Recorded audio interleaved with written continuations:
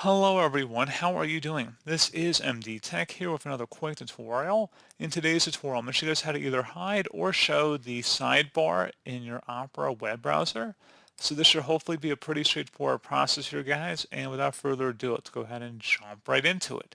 So all you have to do is select the Opera logo up at the top left. Go ahead and just left click on that, and then you want to go down and select Settings.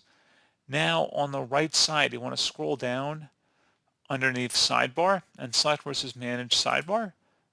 Up at the top of this page, it will say Show Sidebar. You can just toggle that to the on or off position, as well as automatically hiding the sidebar. Again, you can turn that on or off depending on your preference. And that's pretty much it. So as always, thank you guys for watching this brief tutorial. I do hope I was able to help you out, and I do look forward to catching you all in the next tutorial.